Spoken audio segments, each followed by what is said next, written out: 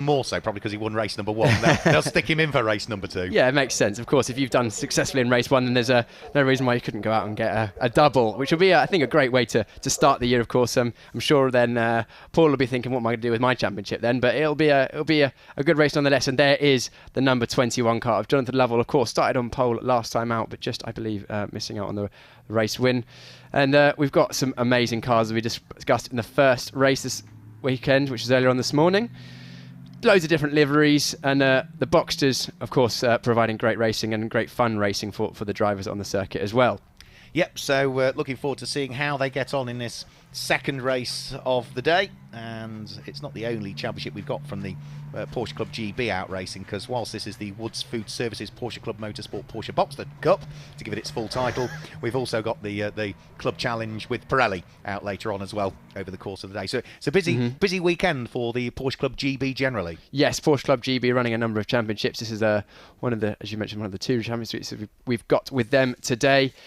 The Porsche Boxsters, of course, the only one type of car in this race. I think there's 2 different variants of the Boxster, I believe, as we mentioned earlier on. And then we see some Caymans and some 992s later on in the Porsche Cup. But we're concentrating on the Boxsters for now. I don't think we're going to have a grid graphic this time out, but we'll run you through the grid regardless. So on pole again, we have Jonathan Lovell, and then an amendment to what is down on our sheet, which is Tom Andrew on the second place. Then the second row, we have Sarah Thompson from Faye Noble Evans, an all-female second row. Then 5th place on the inside of the 3rd row, Ashley White with Vikram Sudera on the outside in 6th place. Mike Thompson and Jessica Wilkinson on the 4th row. And then on the 5th row, we have Paul Watson on the inside in 9th, Eric Bridges in 10th, Zoe Kyle Henney on 11th place on the inside of the row 6th, Phil Graham on the outside, and then rounding out the grid is Sarah Wood in 13th place. So a 13-car grid. It was a great fun race all the way through the field. There was chopping and changing, a couple of incidents. Let's hopefully we can see some great racing and everyone can finish the race. There was a little bit of contact in the last one.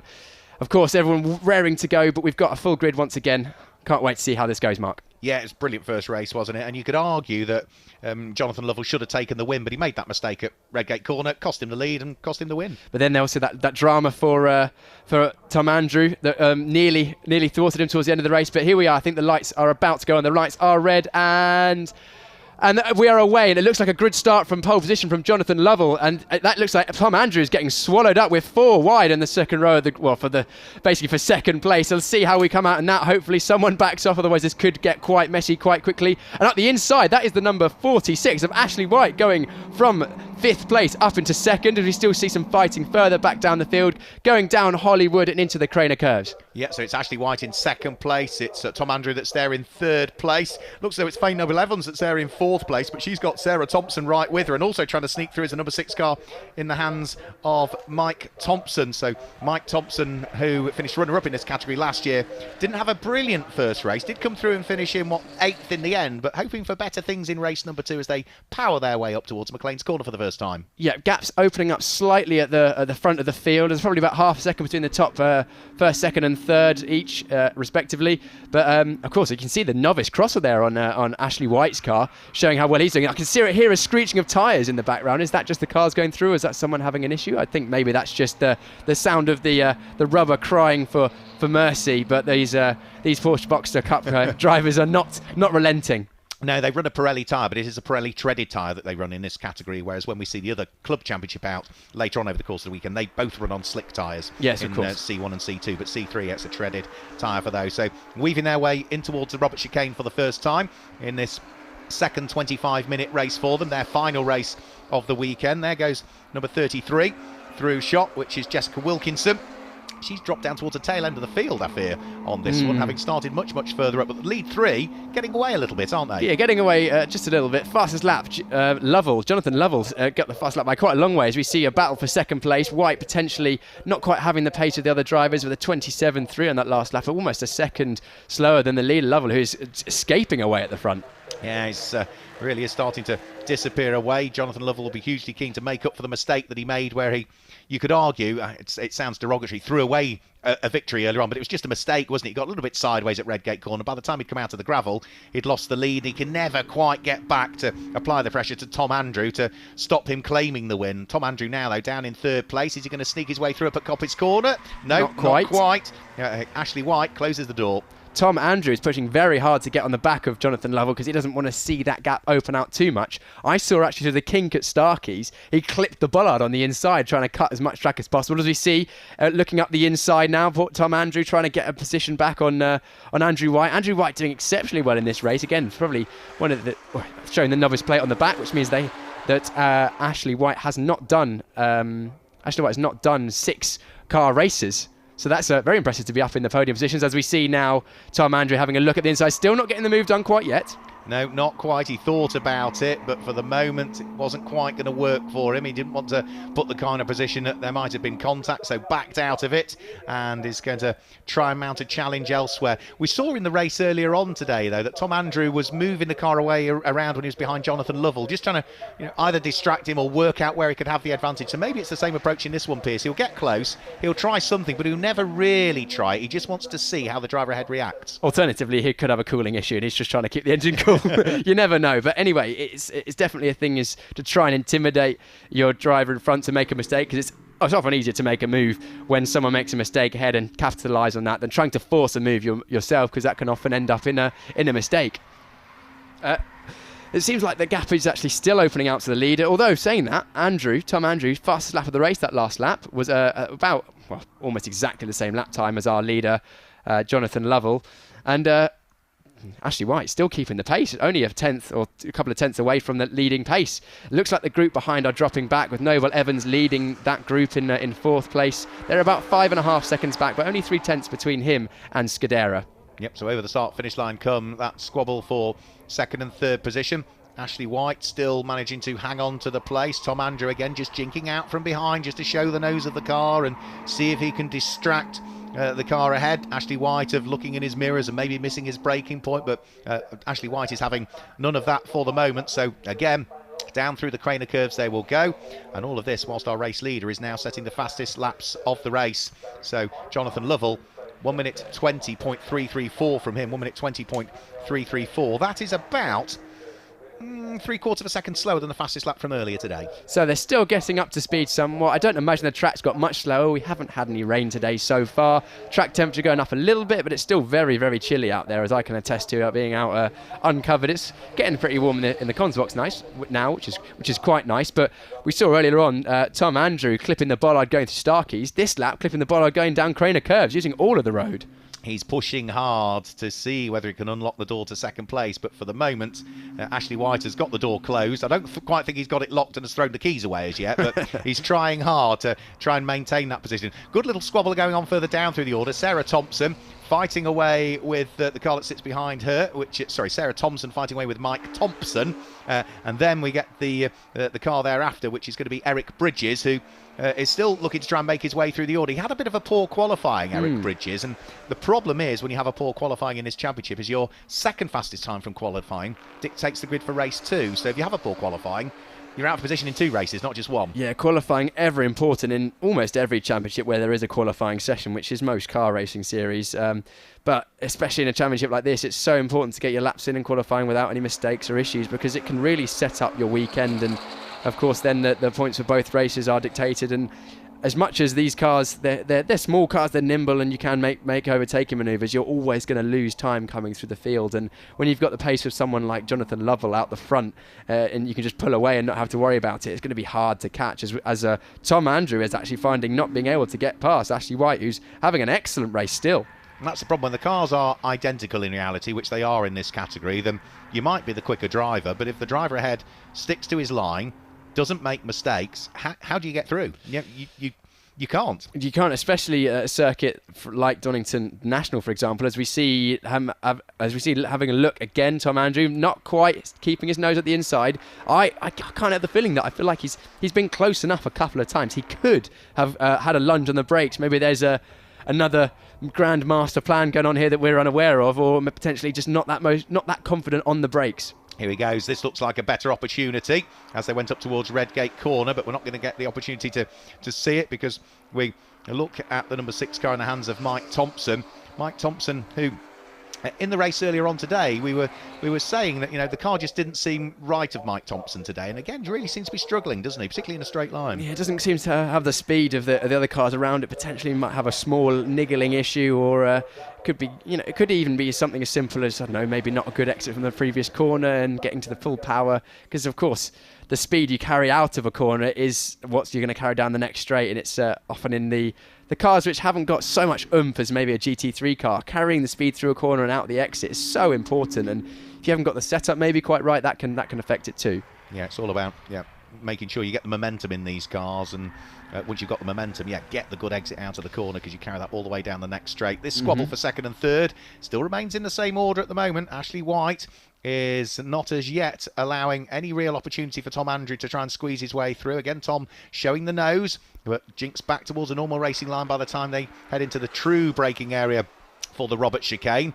He's going to get a better exit coming off it again, though, this time. So I would imagine what Ashley White will do is just hug the side of the circuit. But Tom Andrew is trying to prise the door open. He's drawn himself alongside. He's got the inside line, so surely Piers he's through now. I would hope that he's through now, because that is the first time we've had an overlap for second place. And I'm just about to say, before the move happened, I can't help feeling that Tom Andrew had the pace over Ashley White, because, you know, with qualifying would dictate that the pace is there, and in race one it was Andrew and Lovell, the class of the field, way ahead of everyone else. Yeah, I'm surprised there that Ashley White didn't move over to cover off that move a little bit sooner.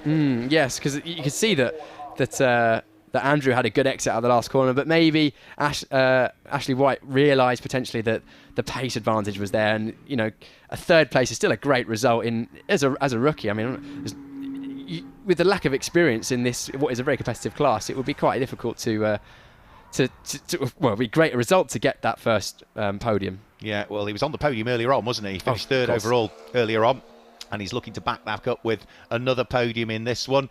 I think that for the lead of the race, it's going to be a much easier race and less stressful one for Jonathan Lovell this time through, because when he was leading in race number 1, he was always under pressure from Tom Andrew, and that pressure eventually boiled over, and that was the mistake which lost him the lead. Now he's got the gap.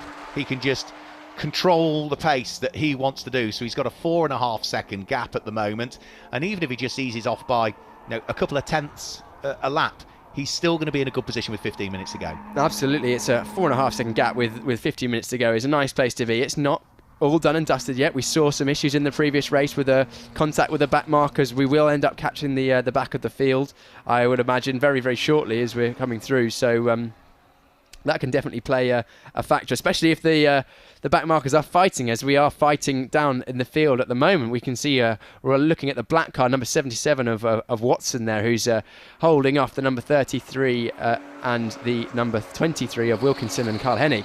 Yeah, so that's the number 77 car of Paul Watson. It's black, but it's actually a really, really deep purple. I think when you get close to it, you can't see it on the camera, but is it? Yeah, I think it's a really, really deep purple. I was looking at it yesterday, and I wrote down black when I looked at it from a distance. And then when I got close to it, I thought, no, that's actually, almost sort of indigo. Yeah, it's so dark. Yeah. I like a car when it's got like a really dark and moody colour on it, and we've got some bright colours in this grid as well. As you can see, the bright blue and bright yellow car, the number 28 of Graham there. Yeah, Phil Graham, and then next to the cars behind, which is going to be Jessica Wilkinson at the wheel of the EcoJet supported Porsche. Going well is Jessica. So that's going to be the fight for 9th, 10th and 11th positions that are heading through Schwantz Curve and up towards the right-hander at McLean's Corner. And Jessica Wilkinson was getting rather close there towards the coattails of Phil Graham in her efforts to try and squeeze her way through. Back towards the sharp end, another good fight that's going on at the moment is for 4th and 5th place, because Faye Noble-Evans in the black and pink car has got Vic Sudera right behind her, whilst they also try and place a lap on Sarah Wood, who is doing what she did in race number 1, staying out of harm's way. She is a novice driver. She's not as quick as the others. She wants to come away from this weekend keeping her nose clean, not upsetting anybody, and get a couple of signatures on a licence. Yeah, signatures on your licence to get off the novice is basically, as a novice, your sole aim for the weekend really is, of course, as much as you want to be on circuit and having a good time. Get your signatures, keep safe, keep yourself out of harm's way in terms of not harming anyone else's race, but also getting the experience, because that is what it is about. That's the whole reason we have the novice cross on the back of the cars, so that everyone around you knows that you haven't quite got maybe the experience of the other drivers, and that's absolutely fine, and the pace will come in time. So out of McLean's corner and up towards Coppice goes that squabble that we're talking about for 4th and 5th position. Faye Noble-Evans pushing hard at the wheel of her very distinctively liveried car. Vic Sudera, who did a part season last year, had a bit of an off at one of the race meetings and heavily damaged his car, did Vic, but he was back racing later on in the year and is hoping to try and do the full season with us this year as he heads onto the brakes and flicks his way right and then left through the Robert chicane. Number 66 car sitting there in 5th position. Lap time last time through, he was a little bit quicker than Faye Noble-Evans. This time through, he is a few thousandths of a second quicker than Noble-Evans. Ahead, is he going to go for the move up towards Redgate Corner? Thinks about it. No, he's going to sit behind. Not quite this time. I've just spotted something on the live timing, Mark, that I think is quite interesting. The last lap, we mentioned that 4.5 seconds for a gap from the lead to second place between Lovell and Tom Andrew was comfortable. It's not comfortable now because it's coming down at 9/10 a lap. The last lap, fastest lap from Tom Andrew, was a 1 minute 19.2 compared to our leader Lovell, who did a 20.1, so that is coming down rapidly, and if it continues at the rate it is, we're going to have a fight on our hands in only a couple of laps. We've also had a change further down the order because the blue and yellow car of Phil Graham has now gone ahead of Paul Thompson. So Paul Thompson losing out there, back towards our race leader. So Jonathan Lovell, for the 10th time, heads round through the Robert chicane. Onto lap number 11 he will go. There you can see Tom Andrew edging up ever more. Last lap from the race leader, 2 minutes 20.2, almost 2 minutes 20.3. 2 minutes 19.3 from Tom Andrew. So it's another full second that's gone, Piers. So in the last 3 laps, we've gone 4.5 seconds, 3.5 seconds, just over 2.5 seconds. This is going to get tasty towards the end of the race, and we're going to have a repeat of a race number 1. Yeah, I mean, where would he be now had he not have lost that little bit of time behind Ashley White? They were fighting for position, so why would Ashley White let him through? But without question, Tom Andrew, I think, lost time there, so he probably would have been right on the coattails of the race leader now. Big squeal of tyres, and I'm afraid just having gained a place, Phil Graham is off. And in the gravel trap, the number 28 car at Coppice Corner. Yes, unfortunate there. Coppice so easily done. We didn't see if there was any contact there. Oh, yes, another car from the background. Is that the number 77? That was Watson and the number 28 there of Graham, clearly having an altercation on the way into Coppice. He looks like he's going to try and drive out of there. I think he's well and truly buried in the gravel lake that is on the exit of Coppice Corner. Yeah, there's no coming out of that one. Once the wheels start spinning, you're stricken, aren't you? So with that being so close to the edge of the circuit, it's not going to be the easiest thing to try and move out of harm's way, but for the moment it's being covered by localised yellow flags as over the start-finish line goes another little squabble. Now this is going to be, I think, Zoe Kyle Henney, who has managed to catch up with Paul Watson now. Yes, because Watson was the driver that was involved in that issue with the number 28 of Graham. So he's probably, pace is a bit mismatched there, but we're now coming up. Is this the leader? It is, yeah. He's already, he's just about to catch the 2 cars ahead. Yeah, so this is going to get tasty now because the gap is coming down once again. Again, this time not so much of a gap. The gap is down to 2 seconds flat now, so difference in lap time only 7/10 this time. So still on the way, well on the way to having a fight for the lead, because traffic, of course, played a factor in race number 1 when there was nearly race-ending contact for Andrew, but not quite. Yeah, let's just have a quick look. So Jonathan Lovell carves his way through the traffic. Tom Andrew runs a little bit wide going in towards McLean's corner and runs wide on the way out as well. Didn't quite hook up the apex there. You can see them hugely lift off the gas as well, heading in towards the yellow flag zone. So good driving again there. They have enormously lifted off the throttle there. You could see the brake lights coming on extremely early, and then you can see there the number 77 of Watson indicating to show which side he wanted Andrew to go through. Safety is so important with the big tractor out there and a car stranded not far off the circuit on a blind corner. Very much the right thing to do there, and it's meant that everyone's got through safely and means that we'll hopefully be able to continue this race without any interruptions. The problem is that our race leader got past the back marker before the yellow flag zone, and for Tom Andrew, he had to wait. There was a significant slowing down as they went through that yellow flag zone, so I think Tom Andrew lost more time through that yellow flag zone. I'm not saying Jonathan Lovell didn't slow down. It's just that, yeah, there was a significant slowing of others as they went through there, and now all of a sudden the gap is back out to 4.4 seconds, so it extends by another 1.3. Yeah, unfortunately Tom Andrew in the slowing down lost about lost about 2.5 seconds there, in addition to, well, he was looking at the last few laps like gaining a second a lap, and he's lost 2.5. So gap's come out again, but who knows? If the pace he had earlier on, there's still time, 8 minutes remaining now, so that's probably, what, about 5 laps, something like that? 5 or 6 laps remaining, so that's still time if he catches it a second a lap to have a last lap ditch attempt. Oh, actually, something I hadn't actually seen. I didn't realise that Lovell is novice as well. He's got the black cross on the back of his. Lovell, he's done a little bit of Clio racing in the past. It was first pole position earlier on, but I'm not sure how much racing he's done. Clearly not a huge amount, because he's still got the novice cross on the back, unless that's borrowed car and they've not peeled it off. Who knows? But it's impressive stuff. Very impressive, considering the consistency and pace and racecraft that we showed in race number 1 to be right there at the end of the race, regardless. But still pushing on, the number 7 of Tom Andrew. You can see him pushing hard through the chicane, taking all the curb, and that gap looks like it's definitely come down. Wow, that last lap. The leader, Richard Lovell, 21.3. Tom Andrew in second place, 19.7. So that gap has halved again, 2.8 seconds. You can see how that yellow flag is ebbing and flowing between them. I'm hoping that Tom Andrew still slowed enough adequately underneath that yellow flag, with that still being out there. So yeah, that's definitely having an impact on the race. Yeah, I don't think the yellow flag will be out for a great deal longer, though, at Coppice Corner, because the incident has nearly been cleared. Probably one more lap with that yellow flag up there, because the car, I think, is probably being unhooked by the telehandler now, and the telehandler can scoop through a gap in the barriers halfway along the straight between McLean's and Coppice is where the snatch gap is. So we're almost there, one would have thought, with 6.5 minutes to go. Have a look, shall we see if that yellow flag... We can't see the yellow flag, but is he braking? Looks like he's braking in a normal place. Yellow flag has been relinquished, so we are now green and racing, ready to go. And you can see, again, just the elevation change going through Coppice. It really is a roller coaster around this circuit, down the Craner curves, up through McLean's and Coppice, and completely blind to the exit. And there you have it, in one shot, the battle for the lead. Jonathan Lovell in first, Tom Andrew in second. It's gonna come down to the wire, I think. I'm looking forward to it.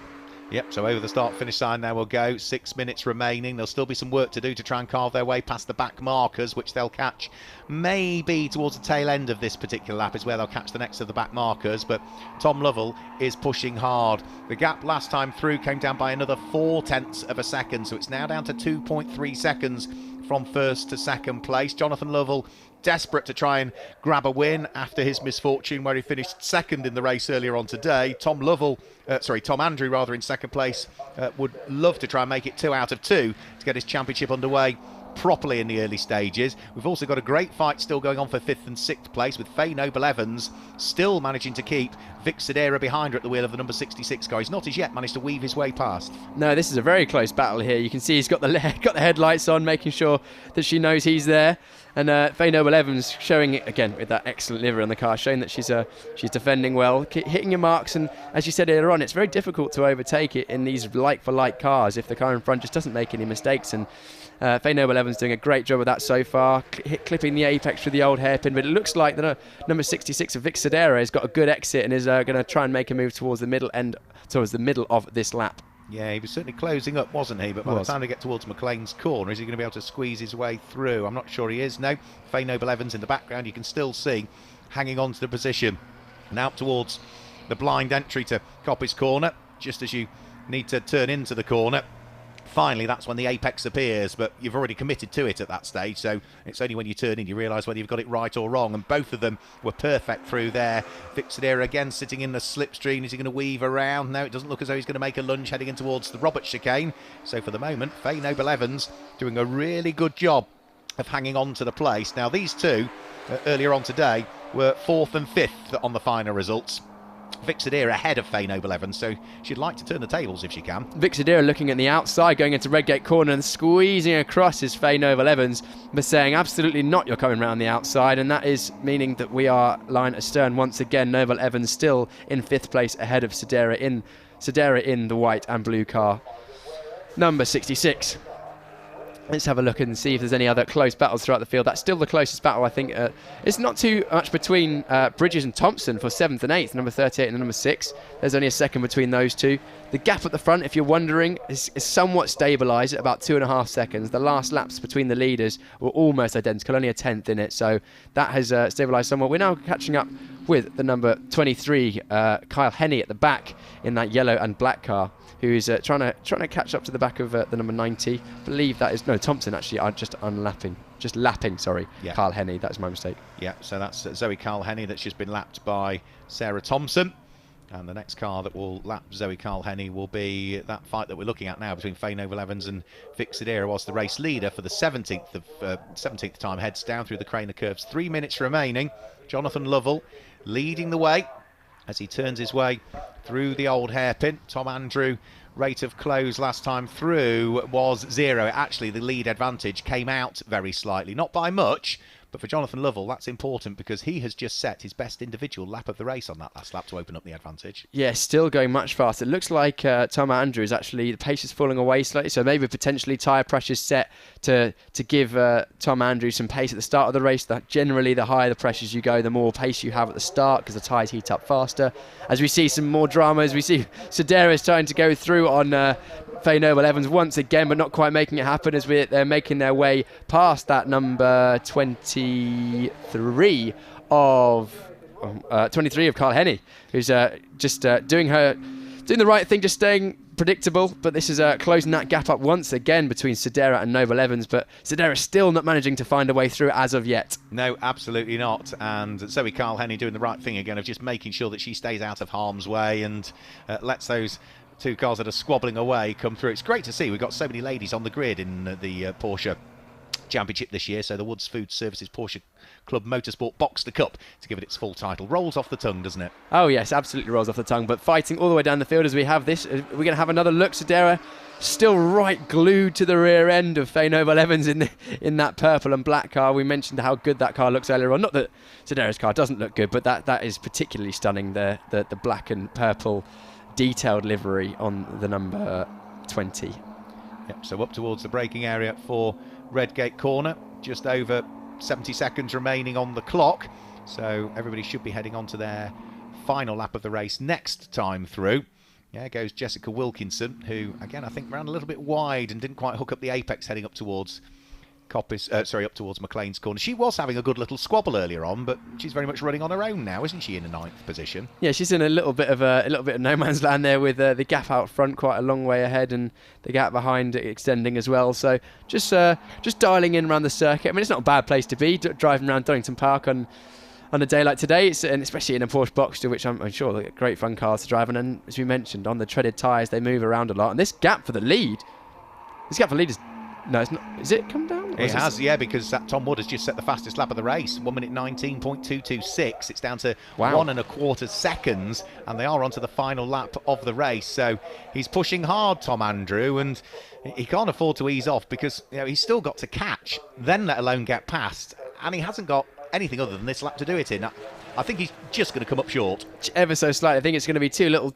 Well, I say too little, it's a lot, but just ever so slightly too late, unfortunately, unless something miraculous happens or Lovell sees that Andrew's right there and he's pushing very hard. You can see him just not quite hooking up the apex, but carrying a lot of speed. And this is going to be close at the end of the lap, definitely less than a second, but just not quite close enough to affect a move unless Lovell makes a mistake. Well, we saw it in race number 1 where Jonathan Lovell made a small mistake. There's also a back marker to deal with, and thankfully that back marker, Sarah Wood, stays well and truly out of harm's way. So as long as Jonathan Lovell is neat and tidy through this chicane, he should be good for the win, which will make it two separate winners out of the 2 races.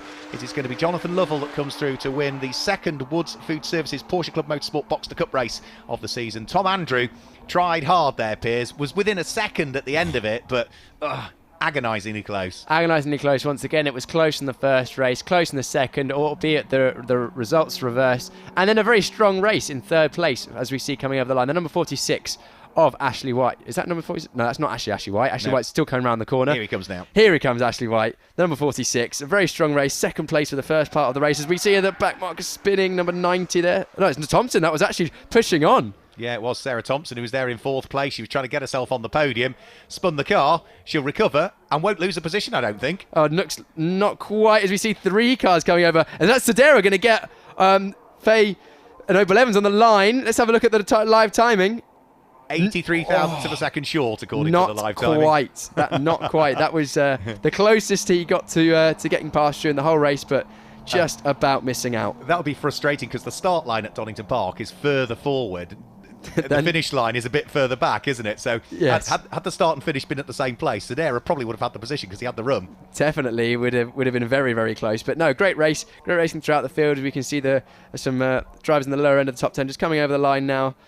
And yeah, another race which come right down to the wire, not only for the race win, but also in further down the field. But a win. Jonathan Lovell from pole position will have been happy with that. Didn't quite manage to convert pole in the first race, but second time round will do. And that will mean the championship is very, very tight going into the second round. Yeah, let's just confirm the results then for this second of the Woods Food Services Porsche Club Motorsport Porsche Boxster Cup races as the drivers come in towards the pit lane. The win is going to go the way of Jonathan Lovell, and in second place it is Tom Andrew. Third was Ashley White, with fourth going the way of Sarah Thompson despite the fit spin at the final corner. Faye Noble-Evans will finish in fifth place in the end, which means that Vic Sudera must have picked up another time penalty as he did in race one for transgressing circuit limits, so he drops from 5th to 6th on amended times. At 7th place is Eric Bridges. 8th place is going to be the number 6 car of Mike Thompson, a little bit off the pace today, with then the final 2 cars inside the top 10 being the car of Jessica Wilkinson and the number 77 car in the hands of Paul Watson, who's a retiree in the first race of the day. Then it's Zoe Carl-Henny who finishes in 11th place. 12th place goes the way of Sarah Wood, and unfortunately we lost the number 28 car, Phil Graham, earlier on in the race. And that gives you the results for the second of our Porsche Boxster Cup Championship races. So stick around on Porsche GB YouTube for more races coming up as well, because we also have the Porsche Club Motorsport with Pirelli race coming up here at and of course we'll be back hopefully with some more live streamed races later on this month when the Porsche Club Championship and the Boxster Cup head towards Brands Hatch. So that's all from the Boxster Cup. We'll look forward to seeing you again very soon indeed. Goodbye.